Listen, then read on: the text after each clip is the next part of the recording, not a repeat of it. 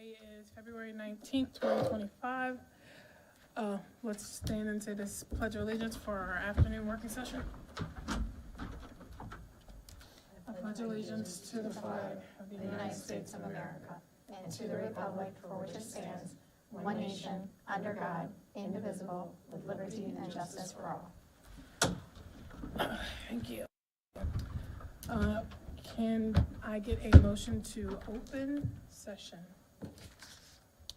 We've done that before the pledge. I make a motion to open the budget work session at 4:30. I second that. All in favor? Aye. Aye. Thank you very much. Next item is the approval of the agenda. I hope everybody's had a chance to look at it. Can I get a motion to approve the agenda? I make a motion for the Queen Anne's County Board of Education to approve the February 12th, 2025 agenda as presented. I did it again, February 19th. Oh. Again. I'm sorry. February 19th agenda as presented. It's I okay. second that. All in favor? Aye. All right. What you got? So the board, last time we met, asked and charged the team with coming up with 3 options or summaries based on one, flat allocation, which means no money from either the commissioners or the state, one at a $5 million place marker from the commissioners, and then another option. I have shared those options. I should say Dr. Kibler is sharing those options with the board. Right now? Yeah, via folder, so that you can have them electronically. I think it's easier for you to look at them on your screen. So I did share with the board previously that it was my recommendation that we would kind of not focus in on the flat funding and more start with the $5 million, which our commissioners are wonderful. They've been extremely supportive. They have publicly committed to that starting point or that placeholder. Instead, I would say that we look at the $5 million, that we move to the second option that the board asked us to create, but then there is another option, which basically would be a full funding of everything we would need to move forward. And so I need to know the direction that the board would like to go, whether they want to look at the first 3 that the charge from last week, or whether they would like to move forward with my recommendation. I think that the first option of flat funding would basically put our community, our staff members into an environment of fear that would be unnecessary, because we know that the commissioners are supporting us, and we know that that support's there. And I think that could create just angst within and among our staff members that I think may not be necessary, but I'm happy to move forward with whatever the board decides. I will tell you that we met with the commissioners last year and provided them with some projections for what this year's ask would be, and we were at 7.5 million, which is very in line to one of the options. The only difference between that one and our full ask, which would be kind of like option 4 at this point, would be the furlough days. We know the furlough days were a Band-Aid. They didn't fix the problem, they just pushed the problem, so we would need to address that. So the option that we provided for you that you didn't necessarily ask for was an option that includes everything we need. And it would be my recommendation that the board would review that, ask some good questions about it, but would move forward with asking for what we need to keep whole and moving into next year.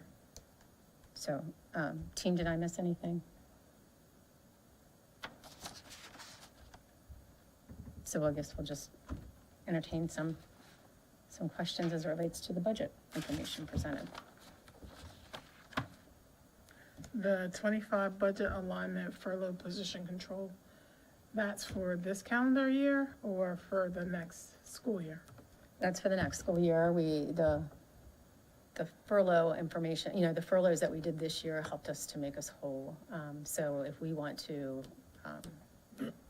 not have to do furloughs next year, we would have to put that money into the budget for And next we year. have to come up with $2 million. That's exactly right. Yeah, so that would be moving forward and resolving that Band-Aid that we kind of put on for last year.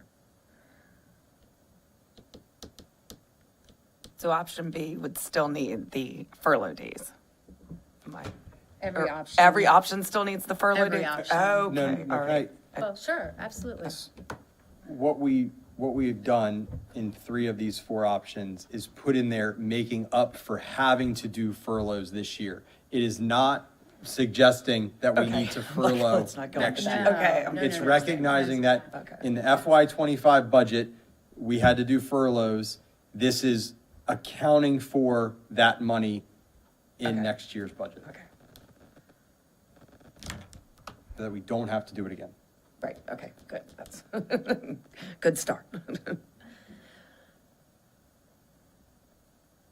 I mean, are there any gives in the budget, like anywhere? I mean, I guess I'm sure you've looked at all the cost savings, anything we can do, but I mean, the big money comes from salaries, so there's really not much we can, I guess I'm Really good asking. question. So about 85% of our budget is salaries. The other 15%, a lot of that is fixed costs. Things such as, your gas, transportation, electricity, phones, all those kinds of things. Which we expect So all there's those not, to there's not a lot of fat per se in the budget, but last year when we, of course, we did everything we could possibly do before furloughing. So we really did, we cut the textbook line item, we cut back on wherever we could tweak. We did no conferences at all this year unless they were completely 100% through our grant process. So things like that we do have a little control over. We've already diminished those opportunities this year to be able to get through this year. So yeah, so all of that would have to relate to staffing. Each one of these models is based on staffing. And then, just so, I know that the furlough days were not caused, Hold but, on. It's the running total of these increases, so this number has to match that number. No, she was. so I guess I just want to make sure that whatever happened last year with the estimated number of teachers leaving, how do we know we're not going to have that problem again this year? So Like, you're talking about like the attrition rate. Yeah, So this is it- isn't based on any of the attrition rate. We don't have any calculations in here. We're basically saying that we're not going to use attrition rate at all. So if we do have some teachers leave, that would help the situation. Oh. But we're not basing it on that. Okay, so that's not, last year it was. Last year it was. Okay. Yes. All right. Yes. And when do they have to? So that's good because we have 2 different groups. We have our certificated, well, no, our non-conditional, like those that are on a conditional license. Those are May 1st. And then all other employees who are tenured, we have to let them know by, what is it, Michael? June 15th? Yes, June 15th. Okay. So, but that's an important factor because last year, we were waiting on attrition and waiting on that attrition and didn't get it. And so we missed the deadline to be able to pretty much do RIFs for staff, which is a reduction in force. And so because they're protected after a certain period of time. So if we were considering that, we'd have to have it done before May 1st. For our, for our conditional certs. So we have 2 different, we have people who are tenured and people who are Right. not tenured. And so those that are not tenured, we have to let them know by May 1st. Those that are tenured. June it's a bit- 15th. Yeah, it's a little bit different process. There's 2 dates. So anything that you see on here as relates to kind of line item by line item, if you want to ask any questions about it, but all of these only represent increases to that line item. So for instance, AP exams, we have an increase of $40,000, and that is, based on recent trend data that has gone up because the blueprint allows more opportunity for students to get paid to take the not get paid to take it, but for us to pay for them to take it, right? So that's going up. So our line item for AP exams is larger than that. This is just an increase to that line item. Same thing for heating and oil or electricity. You'll notice that those line items are increased. That's not the full line item, that's just an increase to the line item. So the only negative you see in there is your synergistic. So that's actually credited back to, so that's in a line item right now, and we're moving it out of the line item and putting it back into the operating budget to use that elsewhere. And that's the $414,996. Mr. Dre, you have a question? Question. Today, there was, big legislature at 1:00 with the blueprint. Do we have any information on that? I know it's, Yeah, they're still going, actually. Okay, We are they? started at 1. We developed a series of panels for testimony where superintendents, we strategized, for lack of better words, to make sure that we got all our points across. So many of my colleagues right now are testifying on given points that we all targeted, that I've already shared with the board that are part of our legislative priorities. But the number one being, do not change the foundation calculation for the foundation monies, because that will negatively impact us. We'll get less money. So that's the leading priority, but there are several other priorities in the course of that, and they likely will go till probably like 6 o'clock or so. do you know yet what Governor Moore's proposed changes that he was gonna bring to the table? Because I know they were talking about him bringing some changes to the table to the blueprint outside of just what you guys are going in there and test, or, No, that information has not been shared with us. because that could make a drastic difference here too. Well, the one change that he was proposing, it was his budget that had the foundation amount changed, Right. which could impact us around $1 million. Yeah, so it was $163 a student, and then there was a calculation that also took an additional amount per student based on our farms population and also based on our ML population. And those calculations are a little tricky and complicated, but it definitely would take more money away based on the foundation and then those two subcategories. So when I'm looking at a bunch of this stuff that says safety supplies, custodial supplies, is that just the increase this year?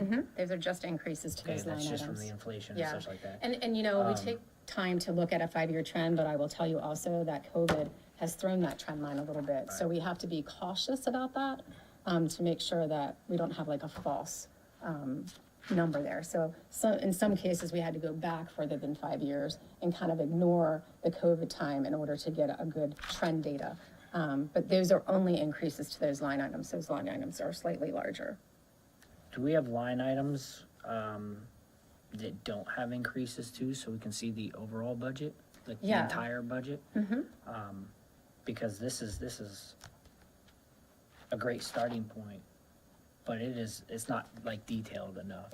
If we're gonna look at a budget and approve a budget for overall, I'm not saying like toilet paper, 329, I'm not saying that, but this is like a huge overview. Is there something a little bit more detailed that Well, we this is can get only the before? increases, so if you look Okay. if you go to the budget that was provided for you last time in the little binder thing, yeah. it has every individualized account number in there, and so that's every account number that we have. So these are only the account numbers in there that we are proposing raises to. I think that's for the grants.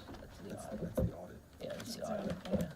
Yeah, so, Yeah. right, so your And budget that's for book this has. coming year? Or that's for the current year? That's the we're in? current. Yes. So every single line item is actually listed in there, and the only ones that we're proposing increases to are on here for the Okay. summary. Tracking now. So just, in 2025, the commissioners gave what was, and you've said it, I just don't It's have okay. it. What was the total amount they gave us 6.2 million, over, maintenance of effort. okay. And then he gave us the one. They gave us 5, and then they gave us another That was 1.2, two, so it was okay. 6.2, yeah. Yeah, after a series of 3 budget meetings. And really, the commissioners, they do those so that they can hear where the needs are and why we need it, instead of us saying, we just need this much money, we need to share with them why. And that's why this budget summary is really good for them, because it shows them exactly where those dollars are going. So they can say, oh, okay, so I know that, 3.6 million is going to salary enhancements, and I know as part of those salary enhancements, we have fixed costs associated with them, and that's a total of $468,000. So the commissioners can see exactly where those monies are going that they're giving us. And last year, with the 6.2, how much was the shortfall then, and how many exactly, and then how many furlough days were there? So the total necessary to move forward without any changes at all was 12. Last year? Yes, Okay. was 12.7 I had to go back and look. I It was have to 12 look. point something. It was 12 point something million. The $6 million And then- shortfall from, Yeah, and that was to Federal government. completely stay whole 100%. So that left the 1 point whatever left over, and that's what the furlough days come. Exactly. Well, we did do some other cuts to the budget. As I said, we took out, a $500,000 textbook line item. So we did other cuts. We also froze positions. We didn't backfill some positions. So we did a lot of position control in combination and got down to 4 furlough days. Okay. If that makes sense. So if So the budget deficit was larger than just 4 furlough days, okay. if that helps. So if we were to go in all in for the 9.9, and if, based on what they've done previously, or what they did last year with the 6.2, somewhere between option B and C, just to kind of put it into perspective, that would be like roughly 30 some odd positions they would be Right. talking about? Yeah, if you look at it, we basically use a marker of $100,000 per position. And so obviously that's about 10 positions for every $1 million that you're looking at in a budget. Okay. And so, yes, that's a good way to look at it. That if it falls in between there, that obviously your number's gonna fall right in between there of how many staff members total. And they're, obviously the commissioners are aware of the shortfall. Yes, Okay. very aware. They are very well versed on the blueprint. They understand it extremely well. They actually frequently are in Annapolis testifying as well. Well, our commissioner, Jack, happens to be the president of their association, like you guys have an association for MABE, Maryland Association for Boards of Education, so do commissioners, and he is currently the president, so he's very, very well versed on, and has been a part of the Kerwin Commission since it started. So he has a wealth of knowledge and clearly understands that why we're here. We're here because the state has not, come up with their end of the money to support this blueprint initiative. And so we need to fix that concept of either slow down some of the initiatives and pause them for a period of time until funding can catch up to them, or change the law to say that we're not going to do that initiative, a part of the blueprint, but something has to change because it cannot continue to just all fall on the commissioners. Without the, what is it, is it 1.5 or 1.6 if this passes, that would affect our overall budget? That, is it, we're talking about, okay, so you look confused. I think, keep going. Okay, so if that happens, where was I going with this? Where's that money gonna come from? No, oh, sorry. What else do we The have to state, do? the shortfall of the state, how much is the shortfall that the state should be providing that they don't? Is there a number? Like, are they shorting us 3 million? Are they shorting us 4? Are they shorting us Yeah. 2? Like, what is that number that we're trying to There get them was, to pay their fair share? I think I shared with the board a clip from Jack, and he actually went through every document and showed the total numbers. Okay. And so I would encourage Just to going back understand. and looking, Okay. because it would be exactly what we would need to move forward. I don't remember what it is, so I Okay. don't want to quote it. That's fine. But I it can was watch the like, video. this makes sense if they give their part, because the commissioners know that they value education here, and they're more than willing to give their part. I mean, they are 8th in the ranking, so there's 24 districts, and our commissioners rank 8th of how much money they give to our counties. They're typically 7th or 8th, they bounce around, 7th one year, 8th the next year, but they're always right there of how much. So they're in a positive, very close to the top 5 of how much they actually provide education compared to all of the other districts. But unfortunately, because the state gives us very little money, when it looks at ranking by how much we spend per student, we are usually either the bottom or the 23rd. So we jump back and forth, 23rd or 24th. So we spend the least amount of money to educate our students here in Queen Anne's County, but our commissioners give us almost, 8. And, Does that and, make, it's hard to no, understand. no, but- and does the determination of how much our per pupil spending is based on, It's a wealth calculation Okay. of the districts. Like Baltimore is #1, ranked #1. They get the most out Like of any, $23,000, more than $23,000. of a any student. of the 24 entities. But if you look at the performance of the students, they usually rank at the bottom. Whereas We're we the rank exact in the, opposite. we are always at the worst in the top 10. Yeah. We've been in the top 5 Mostly in the for top how our 5. students perform But we're- on their test right. and, all of those things. So we're always performing high students, but we are at the bottom for what we get from the state and the federal government. Because we're such a wealthy county, according to the calculations. Very well said. So if the state does not fund the blueprint, can we cut from those programs specifically? I know we're not supposed to, and supposedly we Right. lose all funding, right? Isn't that what they're So, threatening, or? And that's like the best question ever, to be honest with you, because a lot of people don't understand that the blueprint is actually a law. So if we don't implement the things in the blueprint, then we're breaking the law. It went into law Yeah. a couple of years ago. So interestingly enough, the first time in history in the state of Maryland where like a law mandates. dictates, the law actually dictates how much money we have to pay our teachers, right? At a base salary of $60,000 by, FY '26, by whatever it is. July 1st of July 1st, right. So, yeah, it's the first time breaking history that we have a law that's really dictating specific things. But then we don't have a funding source to support that. And we do, and I don't want to say that the blueprint is an unfunded mandate. We've heard that a lot. It's an underfunded mandate. Because we do, for a national board certification, which we have a lot of teachers that are participating currently that have already gotten their national board certifications, which is fantastic. But when it looks at reimbursement, we only get reimbursed 40% for every single teacher that's getting that benefit. So where does that money come from? And, the state, I think, and Dr. Kibler can agree with me or not, I think the state would say, or the AIB, which is your Accountability Implementation Board, would say, it's in your foundation money. It's in your foundation money.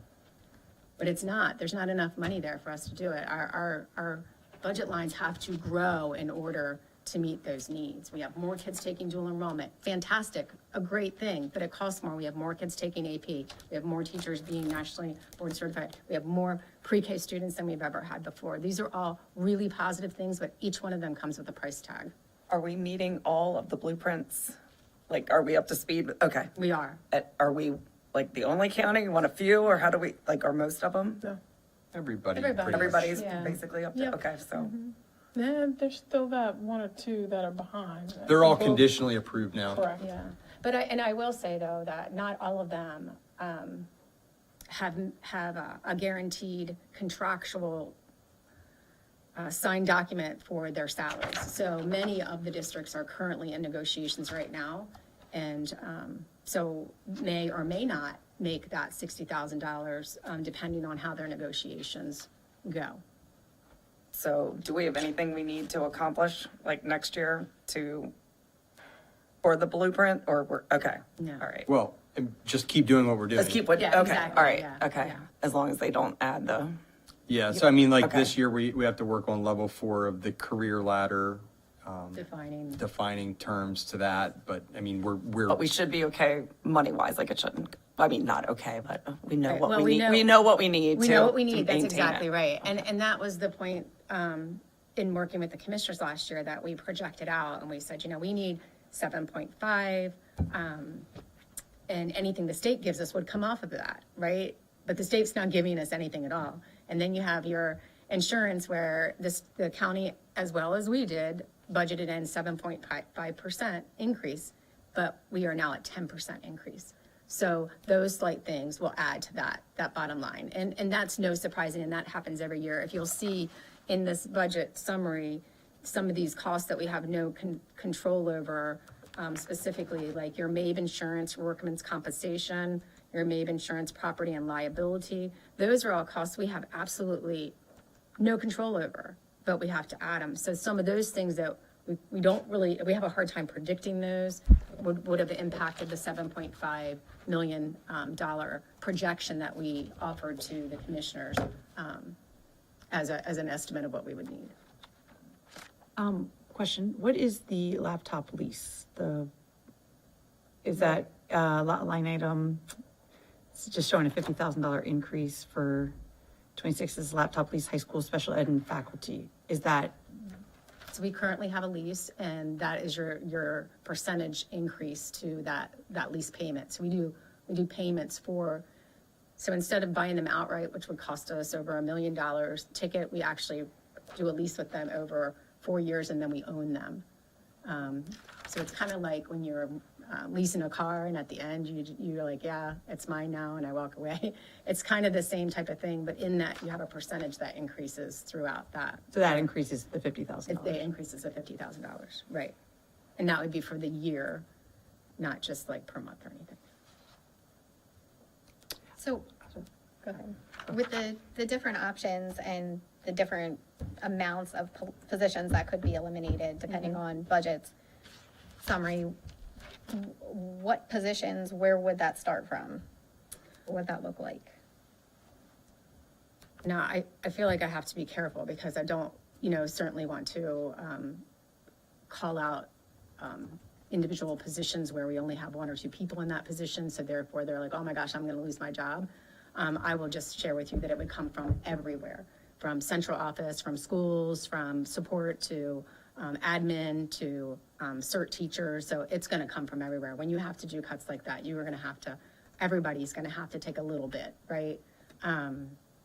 So some of that may, as that came up before, I mean, right now, I guess we have about 10 retirements, probably more than that. We probably have about 5 resignations who are saying, hey, I'm going to somewhere else or whatever. Those are going to be calculated in that. Those are already natural attrition that we can use, although I say that cautiously because some of those we have like 5 administrators who are retiring. So we have to replace those, but we will likely replace those with people right within our district. So if we can eliminate a position in a school and that person can be promoted to another position that we can't do without, a principal, an assistant principal type thing, then that's what we'll do. So we've already started to look at these models and already started to build those cuts. Yep. I have a question. In talking about cuts, my concern, not only as a parent, would be that the schools would be placed under more duress with the prospect of losing any more teachers. So is that like last year, no teachers had to be let go, it was all based via the furlough days, excuse me. That's not 100% accurate. Okay, I don't know. Yeah, because we did freeze positions, and, did position, what we call position control. So say, for instance, we had a guidance counselor that left and we were able to make that work through other services in that school, then that position's still there, but we didn't fill it because we had someone else who was able to do those responsibilities, but that position's still in our budget. So those are some things that we have to look at. But yeah, I don't know that that's a completely accurate. Yeah, I don't know. Yeah. I guess my concern is that since we are dealing with the children and we are dealing with education and we are dealing with teachers wanting to be, obviously reduce class sizes and things like that, not to say that is the focus of the current budget, but definitely not to make it worse. I guess my concern is, and I don't know if I'm articulating it correctly, is I am just fearful that we are going to lose more teachers to just the budget cuts. So I guess my question is when you're talking about things being dispersed evenly throughout the district from all different aspects of it, do you avoid going and dealing with is that the last place that you would think is appropriate Not to go? Not necessarily, because we look at, so in your folder, you'll see an enrollment document that articulates enrollment through each of the schools. The board had requested this information, I believe at maybe the last meeting. You also see in there an active employee org chart, for lack of better words. I know you referred to it as an org chart. We refer to it as an active employee list. So that list is in here. You see it? And there's two tabs. One is a summary. I do caution you about just to be aware that these are real people behind these numbers. And so if you're at a very small school and you say, well, that 3rd grade, class, people are going to know exactly who you're talking about. So I caution you as you ask questions to try to keep that in mind so that we don't alarm, particular staff members. But this does articulate all the positions within, and we would look at this to determine this based on the enrollment is how we determine where the cuts would be, if that makes sense to you. So, you know, oh no, I'm trying to go back to it. Just to verify, you're still working on the other org chart that we discussed the other day? If you, This is- did you look at the active employee? You talking about the one you sent this one? No, the folder I emailed to, I shared with everybody right as the meeting began. Okay. It's got like the 3 o'clock one with all the different times? Yes. Okay, yeah. Yeah, It has all And if you the- go to the bottom one, the active employees, and then there's 2 tabs, so you have just the running list and then the summary chart. This is Okay. classification, so I believe that takes care of that request. Yeah, If not- it's not, not- please let me know, but that's the first attempt to. I'll take it, thank you. yeah, and as I said, with the class size, you can see the class size averages there, you can see them. And that's on the other spreadsheet is the other board request, which Class sizes. when Right. I did the enrollment summary presentation and shared, like, we put 2 slides in there about class sizes in the district, it was brought up, can we see this by school? So that's the back end calculations that went into that by school. Right, and so, you know, when you look at the enrollment piece of things, you have to really remember like where you are in what school, because some of our schools are very small. So for example, I'm not gonna call the school out, but in one of the examples of our schools, we have 2 teachers in that grade level. And there's a student ratio of 19, or a ratio of 9.50. You know, you have to know that there's some perspective behind that. And so we need to ask good questions before we assume that, oh my gosh, this has such a, you know, why does this one have such a low one and somebody else has a higher one? If you look at, The preschool does jump out, obviously, It but does. the preschool are the blended 3-year-old programs for students with special so that's what I needs. mean, there's some things on here you might go, oh my gosh, that class size is so low, but please, you know, ask the question because we can share with you why that is the case. Right. Or like you might see a ratio of 18 and you're like, that seems smaller than, you know, 22 or whatever, but there's only 2 teachers. If you pulled 1 teacher, then you have 1 teacher teaching 36 kids, which wouldn't be possible. So, you know, I ask when you look at this to maybe jot down some questions that you may have so that we can help you to understand it, because it can be overwhelming. Matt, when you asked for a flow chart, was it of the schools or of the central office staff as well? I wanted to see each school Okay, and the central office. okay, so we still need the central office. It's on here. It's Oh. under, Yeah, it's under the summary chart. It's- The it's- different one. yeah, the central office. Not quite the org chart that I was looking at or thinking. The one that had the org chart with the bubbles is kind of what I was looking for, but like Yeah, but it with doesn't this have it. information Yeah, it does. in that, which I know it takes time, but Oh, that's we central. talked about it Monday, so. Oh, it's right up here. Um, Sorry, this is it. I can't see. I'll search through this and if I have questions. I can- Yeah, so, you know, the central office can also be deceiving, and I'll pick a couple of examples, like, you'll see, 4 teacher specialists for math, you'll see, 4 teacher specialists for reading. Those positions, even though they say they're under central office, they're actually in the schools 100% of the time. It's just, they're not attached to a school because they're in multiple schools. Right. So, you know, there's probably more than a third, it's probably half. I could go down through each one of them and share with you. Again, I don't want to, if there's just one, I certainly don't want to call that one out because then we're talking about individual staff members and I don't think that's appropriate for open session. But certainly would be happy to meet and go through and say who actually is in this building or who is serving the schools. Like full-time serving the schools, meaning, because we all serve the schools, obviously.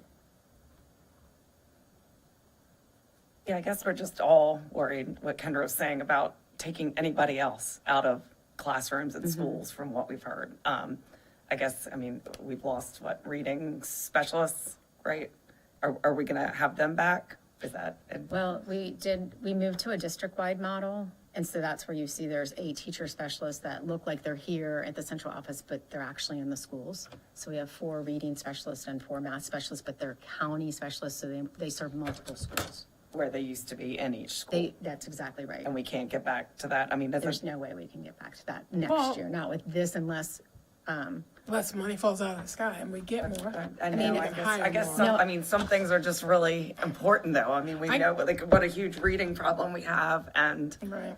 I mean, I just don't feel like we can take any resources from, we if can't we- take anybody. We ask for the full amount, that's no elimination, That's no right? elimination, but it wouldn't add in teacher The- specialists yeah. to every. It would But keep what we have it would right keep now. everybody that we have now. It would keep everything that we have right And now. people are working multiple jobs per se, right? Because Right. they're covering other things. So even if we somehow got everything funded, we'd still have people doing, Multiple It would jobs. keep us exactly where we are right now.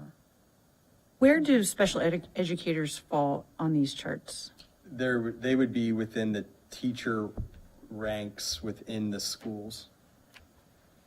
So like a teacher specialist? No, so like if you're just looking at Ken Island Elementary, there would be where it says 30 teachers, Okay.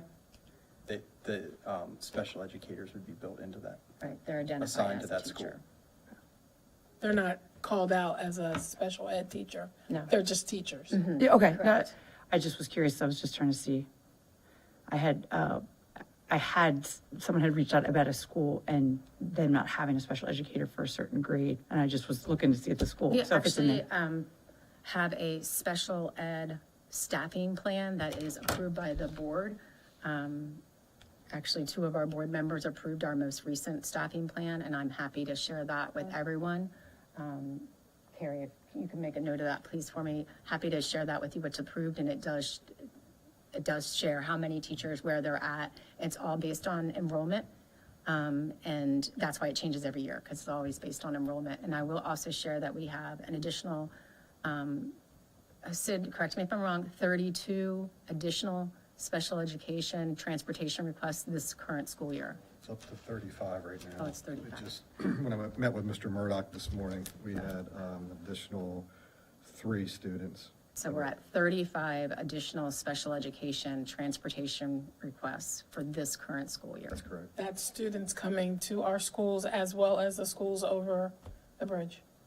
Yes, it's students that have transferred into our school system, or quite a few of them are pre-K students, pre-K 3 and 4 students this year that have the SE 16 that require us to transport them on our buses. And how many additional buses did we put in to the fleet this year just to accommodate We had special to put education? two more, and we're right now stretched as far as we can to the max. I mean, because not only are you picking up students for, say, just say Churchill Elementary School, you might be picking up students that attend like a regional program here in Centerville. So, you're picking a student up from Churchill area, transporting them all the way, to Centerville. If we can combine buses, we obviously combine buses, but there's some, especially with some of our homeless population that we're also required by law to transport. That, adds another whole layer on there of transportation. We've seen a significant increase this year in special needs transportation. So one of the things that we hear a lot is that we need to be more transparent about where the money's going and what we're spending it on. But what people need to understand is we can cut out a bus so that we can hire more teachers, but then how do we legally get our children from where they are to those teachers? It's not necessarily 100% a one-for-one. It's a district, and we have to do what's best for the children in that district to bring them into the schools to be educated. So it's not just throw this out the window because we need that money over here. Those affect different things. Now, there are things that we can reduce, things that we can cut. We need to look at those and talk about those. And I wanted to ask Mr. Dreyer, you said you spent quite a lot of time on the cards. Were there things that stood out to you that could be removed, reduced? So we talked quite a bit Monday on the cards too. Mr. Pender clarified a bunch of the stuff that and so did Dr. Kibler.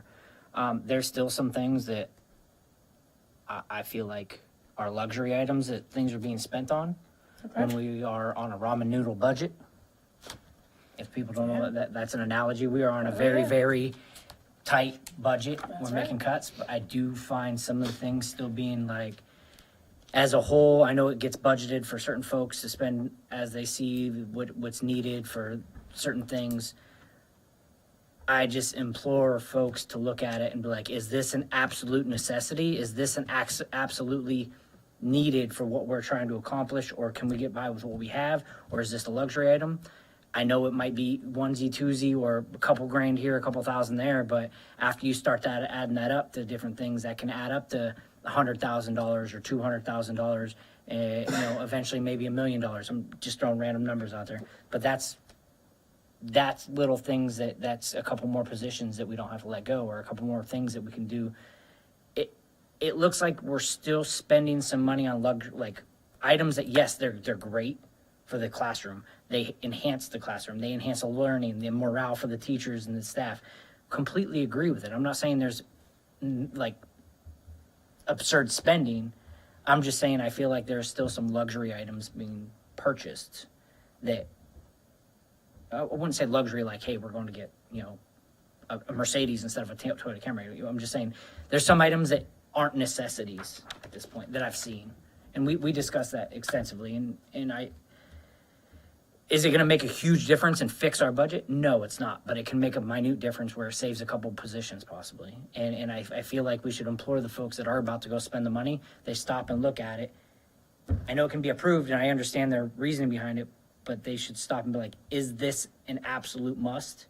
If I don't do this $1,000 spending 12 times throughout the year, I save 12 grand, but we have 15 other teachers that do it, or folks. See how it adds up? Those are the little things that I see that we can, like I said, it's not going to fix the budget, but it will make a difference after you add up so many purchases. Okay.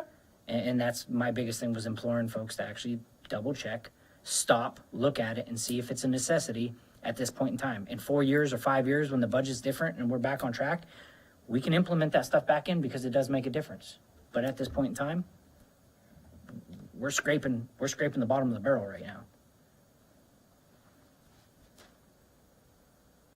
You guys want a choice from us tonight or next week? The board members want to go around and say what they think and then everybody discuss it? I don't understand why we wouldn't ask for what we need. I mean, I feel the same way. We can't afford to lose any more people. We've already seen the consequences of it. And I mean, we can only ask. They can say yes or they can say no at this point. So then what we should be doing is planning what happens when we don't get what we ask for. Right. Because there's no guarantee that just because we ask for it, we're gonna get it. Right.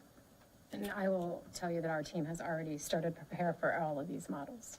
Okay. Not the 0, but the 3. that we- Please God, not the Not zero. the 0. I do but have a quick we have question. started to prepare for the This other. state revenue, the 1.4 million increase.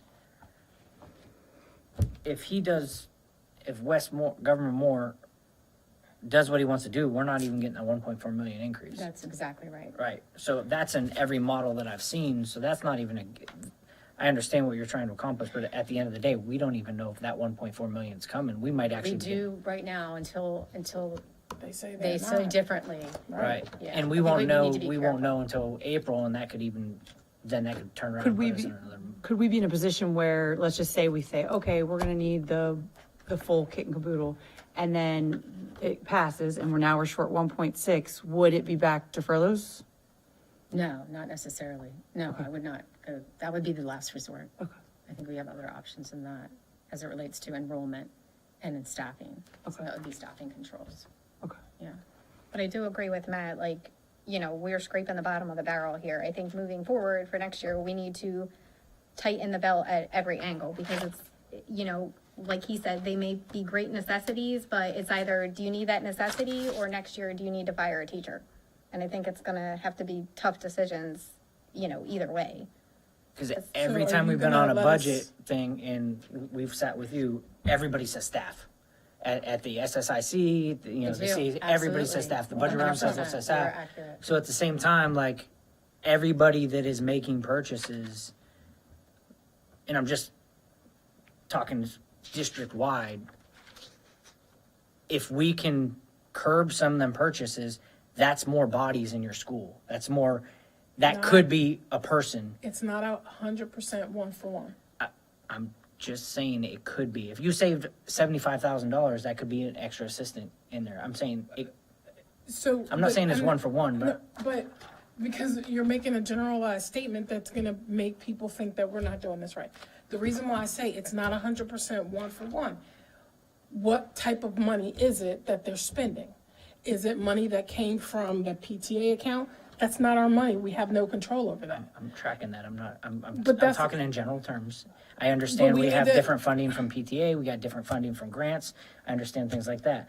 But I'm just But saying, I- I would implore folks to look at the spending overall and just be more cognizant of the money that they are spending, because it could help in the future. Could help in the future. I understand it's not a one for one, because I understand we get grants and it has to be spent on certain things and certain items. So then the second thing I'm gonna ask is, since you did the extensive look, can you provide that to the rest of us so we can have a conversation as to where we're going to say, we think maybe you should not spend so much in that area?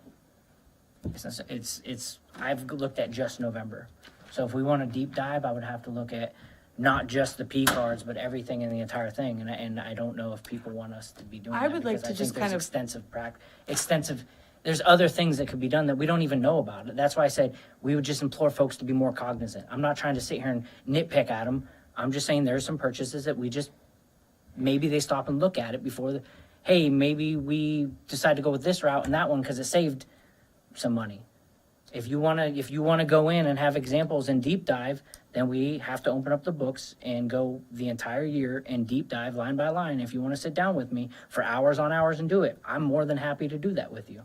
But if you want to say, just have people be cognizant of their spending, because it can make a difference and it adds up at the end of every year, we can go that route.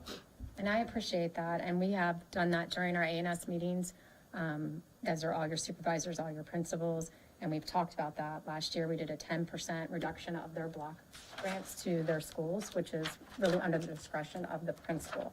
So that's their day-to-day operations funding that they get. We did a 10% reduction, which means just what you said, that, a teacher might not be able to buy X, Y, and Z because of that 10% reduction, because those monies go right into their classrooms at their discretion. And I appreciate that. I think that we should be saying, and everybody realizes this, because we say it every time we meet for A&S, which is our administrators and supervisors, the budget is tight. We need to watch what we're spending. We need to make sure that we're only doing what we absolutely have to do. But I think bringing it forward is a great suggestion. What do the administrator, because I look at it like this, if somebody, I don't know why there would be any criticism on everyone trying to be more fiscally responsible within their area. I'm not saying they shouldn't spend money, it's like it takes a village. Every little bit, as Matt says, helps. What is the feedback from the administrative, like with your principals and stuff, when they had the reduction, were they like, it's what we have to do? Or were they frustrated? They're or a fantastic group of people to work with. They understand it. We talk about it all the time. We're very open. We talk about the challenges and talk about strategies of how do we, of course, everybody's frustrated because, our budget is heavy with this blueprint recommendations or requirements. I think that they're all team players though, and they understand it and they get it and they work around it. And they also use other resources and partnerships in the community to help support them. I mean, we just had, and actually I'm gonna be recognizing it in our next meeting, but we just had a community partner come in and pay off one of our lunch accounts. So, right, so I will publicly recognize them. I just don't have my materials with me right now at our next meeting. But we reach out, we have partners out there that help us, and we have supportive parents, supportive PTAs, supportive athletic groups and fundraisers. And so everybody pitches in and they just know it's a tough time right now, and we're a community and we are a family that help each other. Oh, no, Yeah. I was only asking the question for clarification for myself, because in the past conversations we've had about P cards, I had not been aware that there were conversations directly from you with them about reduction in the grant, the funding, or the block grant stuff. So that's just something, I didn't know how that operated. Yeah, and we actually talked about including another percentage in here that would reflect in a positive, just like your Senate district for the block grants, and decided against it because we feel like they are down to bare bones. They didn't have big budgets to begin with, and we took 10%. So, you know. I was gonna say, like, we spend about $1.5 million a year on materials of instruction. That's the supplies, like, in the classroom. Yeah. So I think it was about $500,000 or $600,000 for the block grant. So that's divided up amongst the 14 schools for the principals to use as they see fit in discussions with their teachers. So we cut that 10%. The rest of that money is the textbooks and things that we order for the schools out of this building. So it's not a lot to operate that academic program when you talk about the spending there. I mean, it adds up and it equates to positions, but when you talk the software that runs those academic programs, we're probably looking about $2 million total to run the district, the actual learning in the classroom. If there is a surplus in any one of the categories with the proposed increase that we might expect, what happens? Does that just go in, if it says $50,000, it's going to increase in an area and it's only 40? Does that 10 go back to the fund balance? Or Yeah, it's okay. just like a big bucket, believe Okay. it or not. Like, so you have all these buckets in this big, and whatever doesn't get used just gets dumped right back in. And back in the days where we were, our budget was more flush, I would say, that ends up to be your fund balance. And then you used your fund balance at the end of the year. Sometimes it rolls over to create like a little fund balance in case you have an emergency, like elevator goes down or whatever, or you do some small projects in the schools, or buy maybe some supplies, like for instance novels or something that we haven't been able to buy during the year. So we would use that money at the end of the year. And what is our current fund balance? It's not. I mean, we don't have any fund balance. We used it Aren't we last year to required help. by law to have between one We and had to vote, change our policy. 'cause Yeah, we had to used change our ours. fund 1 year balance. then? Okay. Yeah, we used it to cover, and so I mean, if we hadn't, would have had 6 or 7 furlough days as opposed to the 4.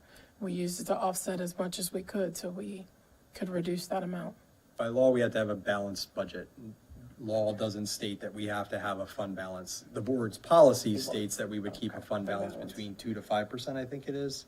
Is it 1 to 5? I think it's 1 to 5. Okay, I looked it I'm up. sorry, I didn't- don't remember, yeah. but Yeah, I did look it up Well, and because I was wondering. back earlier days in Maryland, in many districts, the commissioners would give you a budget, and then if you had fund balance, something left over, you gave it back to the commissioners.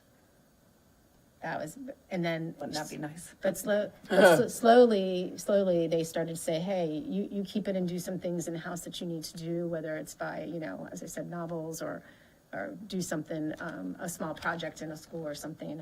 So they've given us the liberty to keep that very small amount of money and use it for, if there's a big emergency that comes up that wasn't necessarily budgeted for. Dr. Kibler, so if we're getting rid of all the textbook purchases, what are we doing instead? Because there's like no line item for it's last year. basically, We're not using books anymore? it's basically watching just the new purchases and then working on renegotiating contracts rather than like necessarily paying up front. Like if like a 5-year deal on English curriculum for middle school or something like that, it's renegotiating with vendors to go like on a year-by-year basis, something like that. So this is not reducing and taking anything away. It's Oh, okay. What's the difference between an administrative secretary and just a regular secretary? Excuse me, the administrative secretaries are the secretaries that serve the superintendent and the assistant superintendent. So they're at every school? I think it's 12 month to 10 month. Back up. Those are the executive administrative secretaries. At each school, they do have an administrative secretary. Those are 12-month positions, and the regular secretaries are 10-month positions that are here when the students are here. And the administrative secretaries are there during the entire 12-month period that the school office is open and in session. A lot of times, like, your financial secretaries, they're there all year long because they do a lot of the purchasing in the summer that impacts during the school year. But most of those positions are financial positions. You also have the assistants to your principals would be considered 12-month employees. Do the finance clerks work with the accountants in the finance office? Yes, they're all together, and we only have the accountability person that's on their team that basically does their software and those types of things. He's the only one that's not housed with the whole finance department. But that will change when we move to the new building. They'll all be in the same area. So we actually have 4 people working in that office right now, or I don't know within what that you're team, referring to. I don't know which team you're. for the financial office. We actually have 11 people together with, yeah, Not bodies down there right now. well, we have a new accounting position that's not there yet. And then Right, we just have trying to- the supervisor that the board was notified of. So that, those are 2. 2 in payroll, grants, accounts payable. Yeah, It's there's 11. 9, there's 9 right There's now. 9 right now, but 11 as of Positions. March 3rd, yes. Mhm.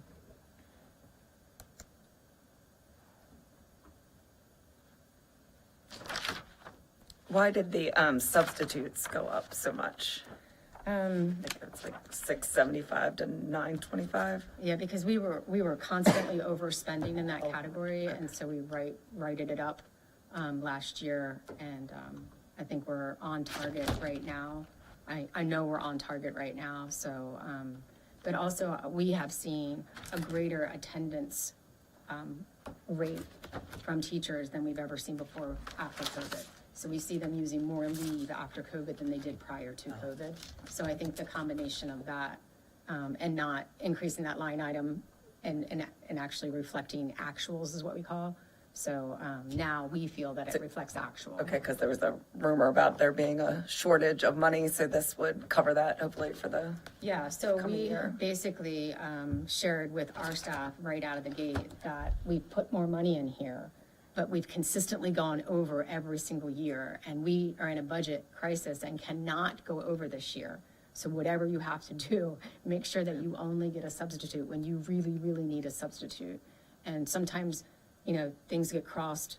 You know, I heard this from one of the principals that, you know, things got crossed and a substitute actually showed up. You can't send them away.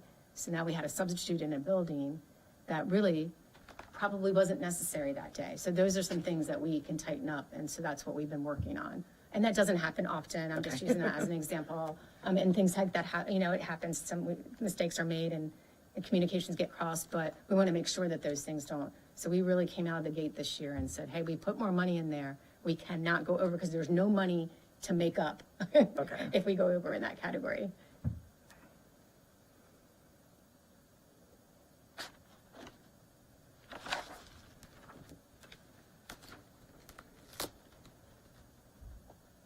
Great discussion. So Any my, other? my count is proper, there's 9 secretaries in the central office alone? I'd have to count them. I mean, hold on, let me do that for you.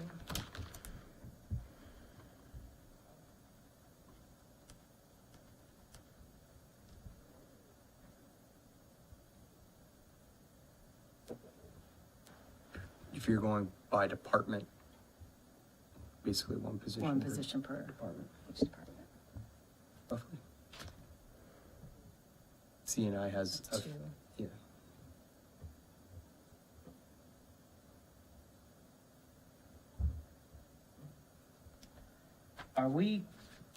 Is there intentions to cut any programs?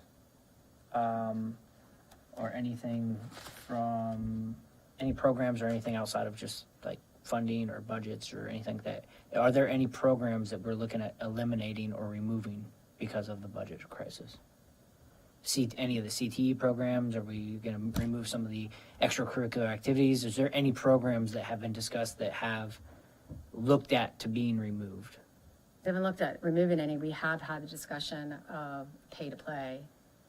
We've had that discussion and started doing some research on what that looks like. And, what, Oh, I'm sorry, I'm shaking my head. I mean, like, we've had that discussion. We have About not. like pay to play sports and pay to play like marching band and all that kind of stuff. Yes, exactly. That's absurd. They do that in a lot of districts, I so know, we yeah. have looked at that in case that comes down to, if the board came to us and said, we don't want you to cut positions, we want you to cut programs, we could offer that as a solution to that. Not saying that we're going to do that, but we're trying to be prepared for different options for the board. We have not looked at cutting any CTE programs. We have one program that through its own, yeah, Right.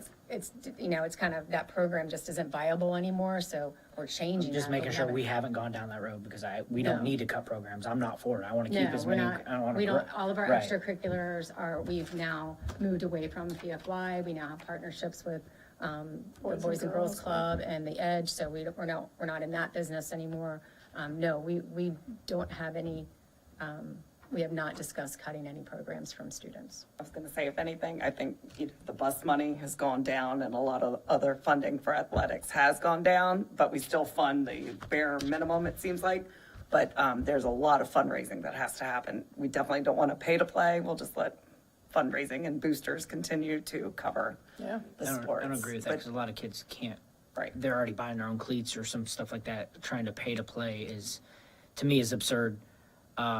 Because that is, some of these kids, that's the only way they get off the streets and they can afford Well, it we- or get out of their house in bad situations, or it's lifelong connections as well as life learning lessons that they can carry with them for the rest of their lives. Right. Well, anything that we do, we always base it on our farm's population getting support. So if a student couldn't afford something, they would be able to play and we would make that work.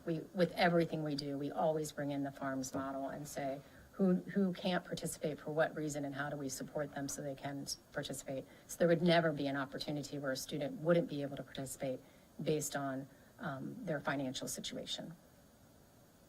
And I would add, that our administration agrees with the comments of the board here that we shouldn't cut the Right, programs. yeah, That's yeah. why you're not seeing it. No, And no, it- I was just making sure we were Yeah, there. That's but it's also, that's a huge impact on families, obviously, to then make up for maybe one position or two positions, like you Right. talk about a pay to play. So when you talk about that trade-off, we don't think it's worth it, like you all are We saying too. don't think it's worth it, but we also want to be prepared if somebody in our community asks us and say, how come you're not doing this? Well, this is exactly what it would, give us, and are we getting a bang for a buck there? And the answer would be no, but we want to make sure that we're prepared for that.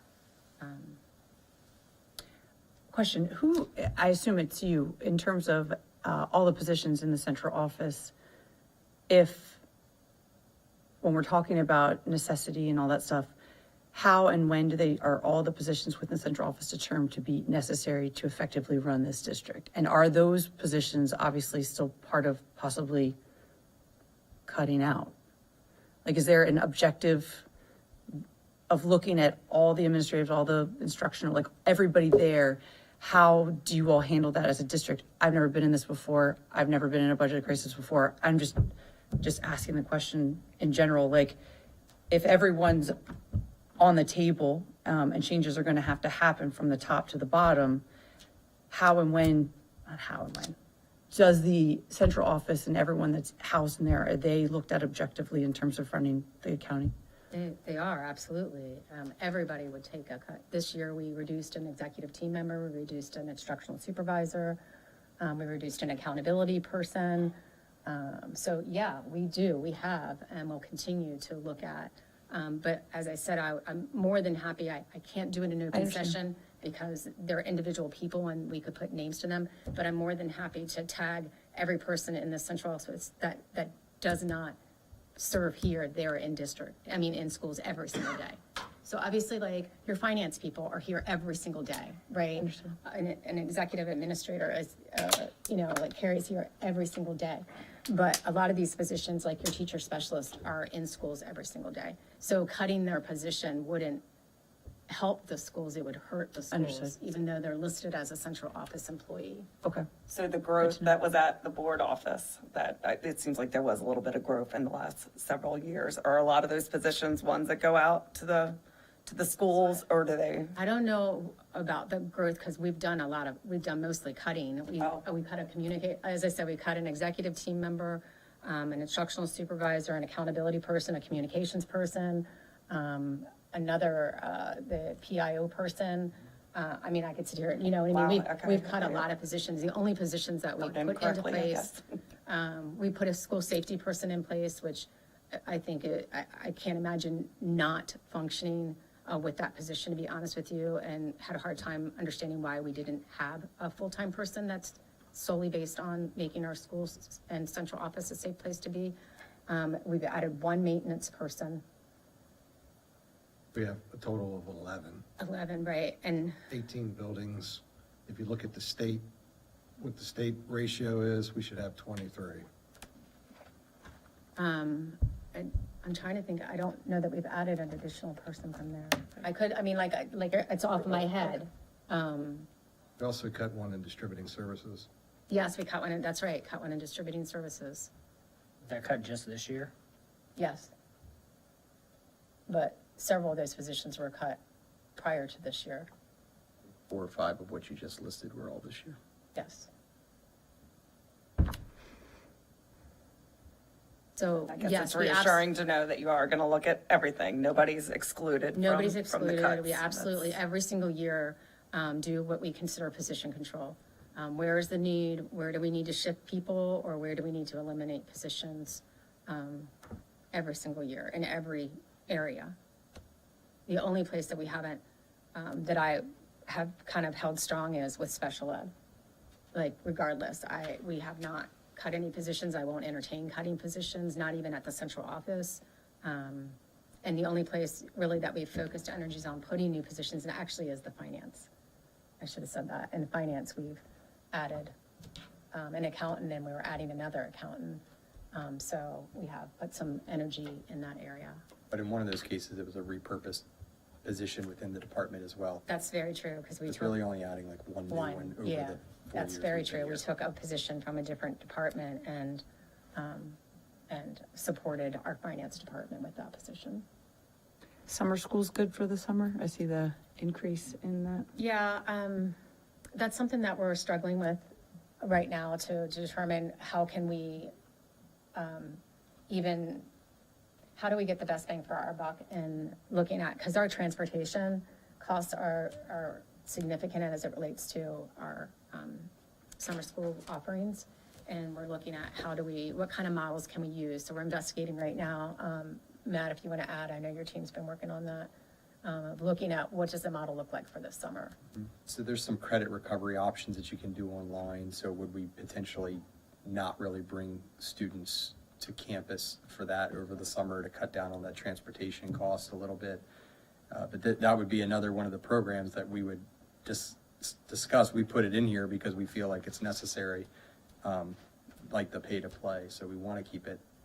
And currently, how does summer school work? I'm only asking because I don't know. Like, it's Right. at the high schools, is it? So it varies every single year based on our facilities. So like last year, we were getting a new roof and some paving done at Queen Anne's County High School. We usually typically have it there, but we had to move it to the middle school. So it really depends on what buildings are available that aren't having major work done to them. And people, like, they all go to one building? But I or- think in general, to answer your question too, it's not just about where it's at. It's focused on the high schools and the credit recovery to keep students on track to graduate. So there's not necessarily a middle school program or an elementary school program for the general population, unless a few years ago we had GEARS funding and they did summer enrichment camps. So that was all grant funded. That has since expired, so we won't be having that this summer. There's no options for that. So this summer school program that's on the budget summary is the high school credit recovery. There is also Title I summer school, potentially extended school year for special ed, and migrant program, which is all grant funded. But yeah, the 36,000 I believe that we have on that is for the high school recovery. And frankly, we have excellent graduation rates, ranked, almost top in the state. To me, that directly correlates. You pull that funding away, that graduation rate So how many did we have participate in credit recovery last year? I believe it was about 100 per school, roughly 200 students. Yeah, it was like 180 something. Recovering more than just 200 credits. Yes, It's all- exactly. yeah. Yeah, it's very impactful to the overall success of students to get back on track. Right. Something we discussed, Mr. Pender, this past Monday was the transportation costs for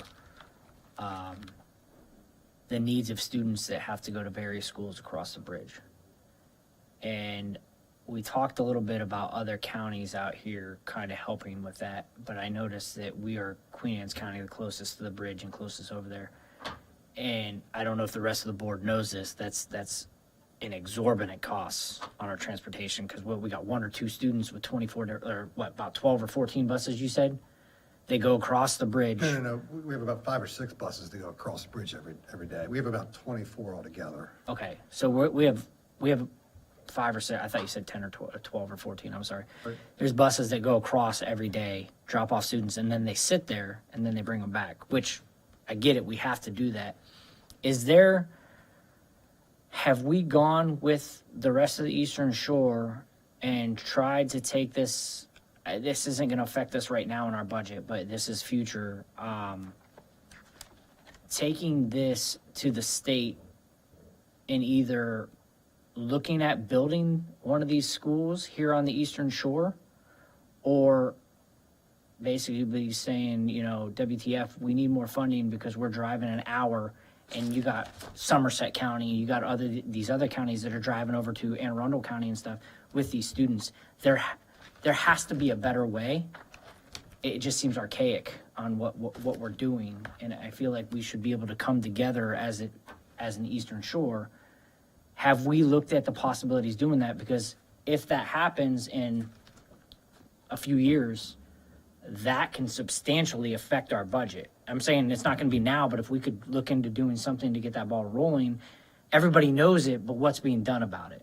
Yeah, so we're Is doing a that- lot about it. Actually, Okay. we have, through ESMEC, we have hired a full-time person who is the director, who's working directly with MSDE and Kennedy Kruger to bring a site here to the Eastern Shore. They've looked at several different areas, one of them being Chesapeake College, but another one, I don't call it off of my head, actually. But they're looking at different sites to be able to bring a program here. Now, we're focusing on our elementary students first, because that's where our biggest need is right now and our hardest to place students right now. So all of ESMEC, though, has come together and have already had multiple meetings with Kennedy Kruger and MSDE's special education, as well as the state superintendent, to move forward with creating a school here on the shore. What kind of forward pressure can the rest of folks start doing? Because this is something that a lot of people aren't seeing. I feel like this could directly impact a lot of people that don't know what's going on. I feel like we should be able to, as a board, link up with other boards, as well as, I see what you're doing, but putting that forward pressure on, because that's a substantial part of our budget, huge. And that can change aspects in the future of positions, layoffs, programs. Sure, Like I said, I know that's not I right mean, now, I guess as the but we should be board- forward thinking at the same time. I mean, I guess the board could do like a position type of letter of information or something and send it to Dr. Wright and to Kennedy Kruger that says we wholly support the move to create a school on the shore that meets the needs of ESMEC students in the area of special education.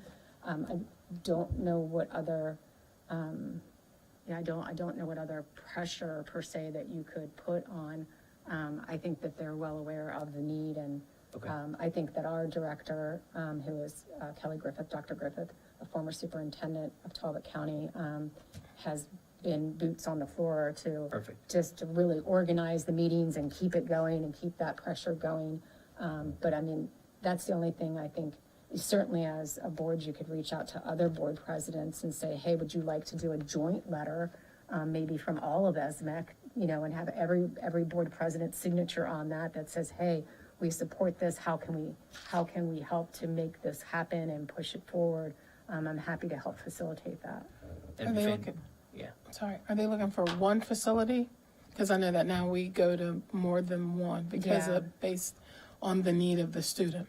Yeah, right now I think that's a starting point, just because, it is a big endeavor, and I think once they can get one established, then I think maybe they can mirror that out in maybe other areas, So we're even still- on the shore. So we're still talking about quite a bit of time, because even if they've identified a school, it doesn't address all the needs of all the students that we send out.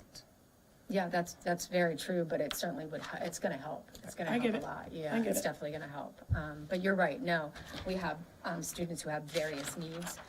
Certainly that's not gonna assist one of our students who either goes to, the school of the deaf or, school of the blind. Like that, those students have those particular Maryland programs that we're not gonna be able to duplicate here. And But we as it still have to relates send them to- over. Right, but as it relates to some of the behavioral type of programs that our students do go to over the bridge, this would help to eliminate those students traveling to those areas. But, so you're right, there's absolutely different disabilities, and we won't be able to meet them all in one building. Gotcha. Yeah.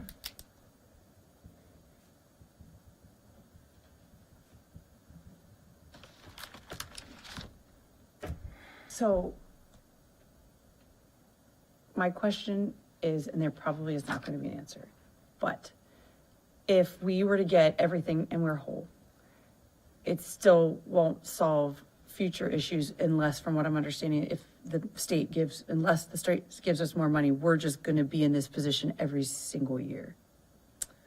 Not necessarily, because once we conclude our contract, then we would go back to the table. And so you wouldn't necessarily see this huge amount here of basically $4 million.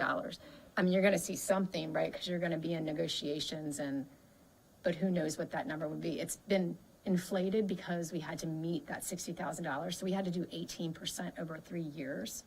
That's pretty high rate of raise for our staff. They typically don't see that every year. So I would estimate that those two line items would significantly be reduced after they have received 18% over 3 years. Okay. Does that make sense? Yes. Okay, Yes, it does. yeah. So that would be one big thing. And really, honestly, hopefully, when we look at some of our, eventually with our healthcare costs, utilization of Marathon as it continues to go up will continue to help us utilize a fixed rate for our employees as it relates to services that they are getting. And so, so that over time, we'll see that. Plus, over time, the contract says any new employees that come in, they're paying a different insurance. So new hires don't get the same. It's a little different, right? A new hire, if I'm an individual and I'm a new hire, I have to pay a percentage towards my premium, where people who are kind of grandfathered in completely don't pay anything. And we do absolutely have a Cadillac model of insurance that is crippling our district. It's absolutely. And that is what was the, Negotiated prior to, years ago, negotiated. That's all negotiated, and that was probably, Michael, I don't know, 10 years ago, more than 10 years ago. and it's continually Right. added back So- into their contract. So I think Added that, on to. I think the people at the table at the time felt like it was a good give, and as we give and take in negotiations, but they didn't understand the compounding factor of that give over a long period of time. And so now we've subsequently seen that compounding factor. It's grown exponentially, and that's what's really hurting us. So our insurance rates, in this particular budget here, you'll see that the insurance piece of things and the overall salary enhancements and fixed costs associated with them is the majority of this increase. That can be renegotiated in their next contract, correct? That can be renegotiated in the next contract. So just because it was given to them 10 years ago, like, if we agree upon it and there's negotiation, like, that's not a guarantee, it doesn't have to No, stay not forever. not what they pay. That would only be for new employees. Those grandfathered in would stay. Not necessarily, and Because it's only I under the say that contract. because negotiations are open at that time. So if during negotiations, the union said that, yes, we'll concede and everybody's gonna start paying, I mean, that's part of negotiations. Now, I was just likely throwing never out going to there, it can happen, happen, because yeah, once you it get would be, something in the yeah. contract, it's very difficult to reverse it and I get it thought out. they But it kept is, that. Right now, that's how it is, Stan, that's how the language is, that's what we negotiated, that right now, everybody else is grandfathered in, any new employees go with this model.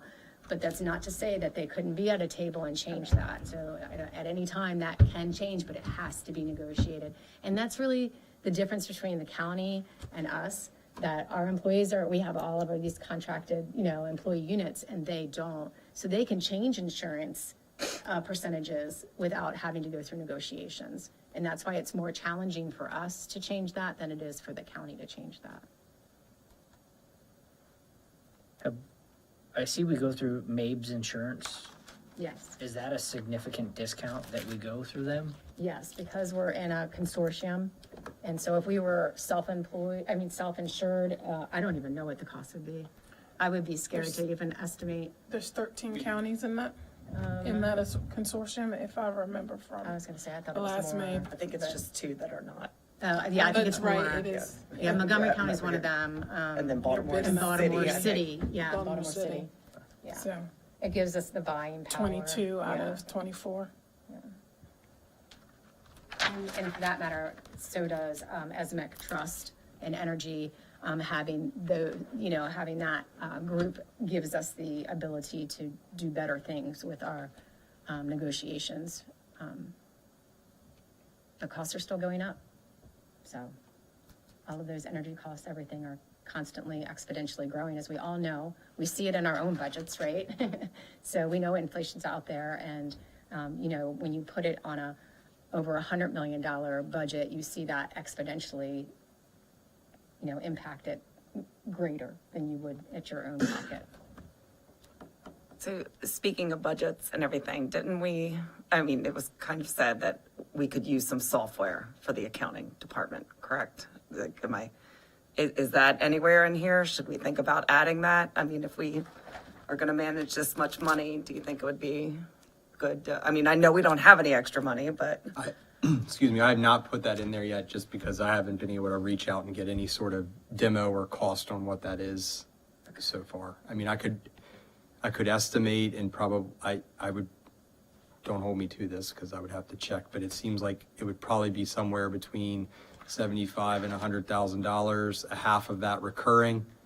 About half of that would be the initial setup of the program. It just would be a rough guess, just based on different demos I've seen of things. Yeah, and I think having our two new people come in to finance will be certainly their charge to do that, to investigate and look at the different platforms, see what the cost is going to be, and bring that to us to see how we can fund that. But I completely agree. We know it's an area that we need to go for, and we're absolutely going to do that. It's just going to take us a little time. But if you want me to put that in there, just let me know, and I can put that in there, and it'll just change, like I added the superintendent search line. What do you all think?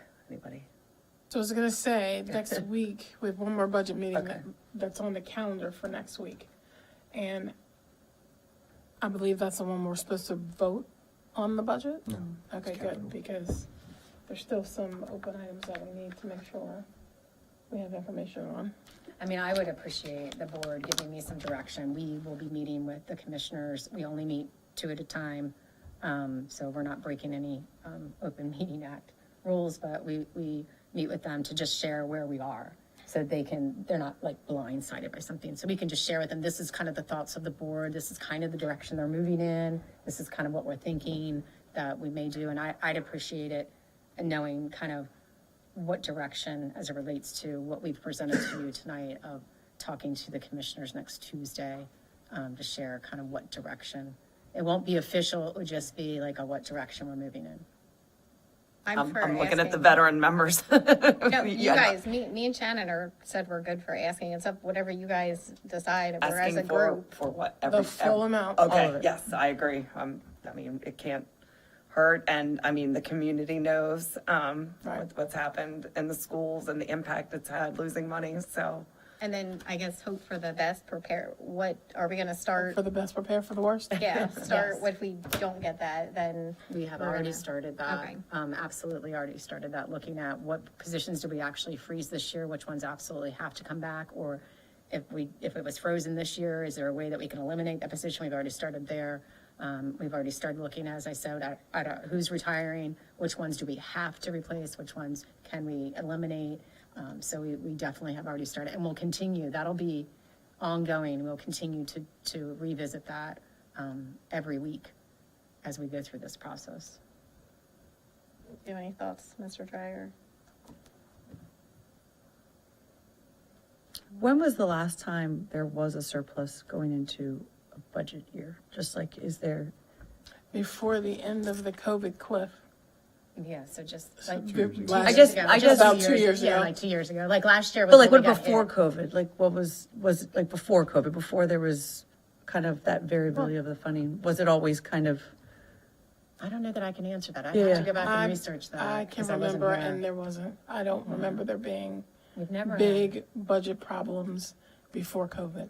Yeah, I mean, we've always had a little bit of money. Well, Sid. Case in has- point. Sid has, we've always had a little bit of money left over, right, where you've been able to do just a little bit of things prior to Yes. COVID, and then Right. now we've got not, yeah. 'Cause Last year was the year that broke us. I was gonna say, case in point, my kid started 5th grade. That's when we issued a 1-for-1 on electronic equipment for every student, except for elementary. So middle and high all got brand new laptops when she started 5th grade. So we've had money, a little left over every year. Of course, now we bought them without a backup plan.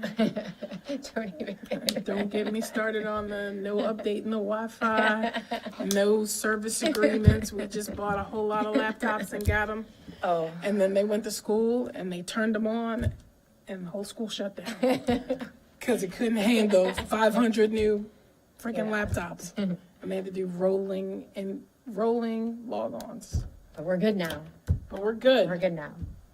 And we got people that can service them. We do. We have an excellent team. I have a question, if I'm allowed to ask, please. So we had our start here on the active employee list from Dr. Noel and his team.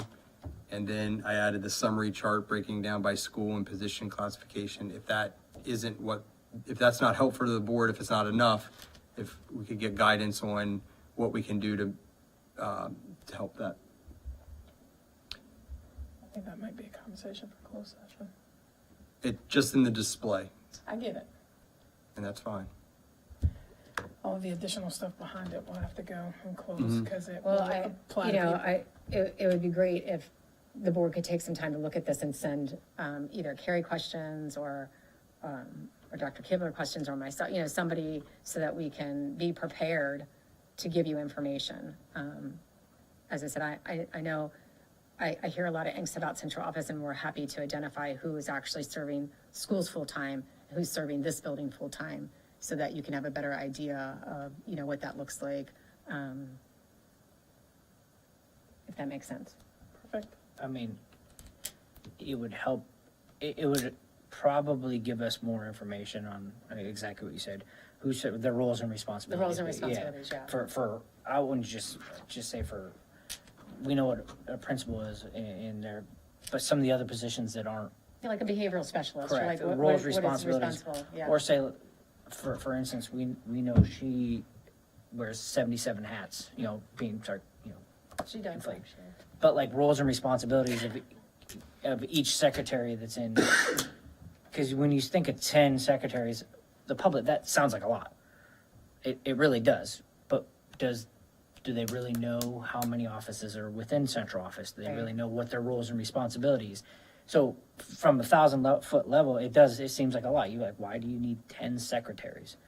So I think to ease people's knowledge or their understanding of what are their roles and who are they serving, what are they doing, because then that can help. Because to me, there's so many different levels to this that folks don't really know. So if we're trying to be transparent and we're trying to talk about the budget, that's the first thing people are going to want to dive into is, do we need that many secretaries and why is there that many?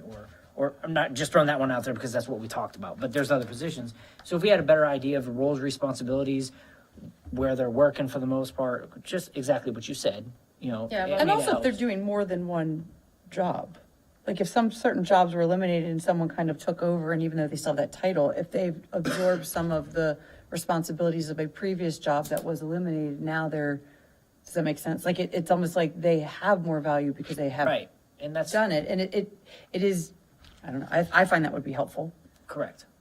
I mean, there's also, you can, not that we have money to spend, but you can spend a little bit of money and have somebody come in and do like an HR audit, you know, there's like such a thing, and they could identify if something could be combined, and, you know, that might be a better choice, is not us looking at it and having somebody else work. Well, and in all fairness, I feel like our team does do that every Okay. year. I really do. And, you know, Dr. Kibler has shared, each department basically has one. So, since the department has one, Jolene wears probably 5 different hats, from, you know, helping in the mail area because we eliminated distributive services to, buses to, I mean, like, building usage. I mean, I could go on and on. Dr. Knoll has one person that does all the intakes, all of the fingerprinting, all of, you know, that kind of thing.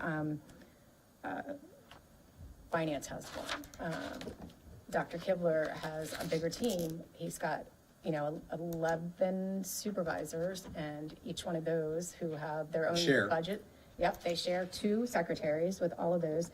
That includes all of your Title I grants. It includes all of your Title II grants, all of your Title IV grants. So there's a lot of paperwork that goes with that. So those 2 secretaries serve 11 people in a series of grants. All the supervisors have multiple contents that they're responsible Responsible for, for, where yeah. you'll see in some districts, I get to be grade 6 to 12 math. You know, our supervisors are doing more than just Yeah, one social subject. studies, world languages, student service learning, you know, I could go on and just for one person.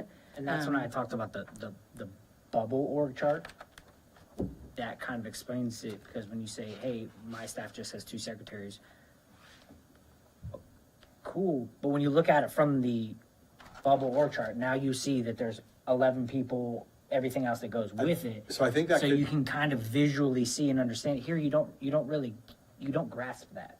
You don't see that, if that makes sense. So we can do that. I think it would make sense for the central office. I don't Right. necessarily think it would make sense for a school because it won't fork. You have principal, and then you'll have, if you're at Queen Anne's County High School, you have 120 people. Most of it's the same thing. It all Yeah, goes one yeah, row. right. But we could do a department in this building, if that's sufficient. That'd be a great start. I appreciate it. Thank you. Any other questions?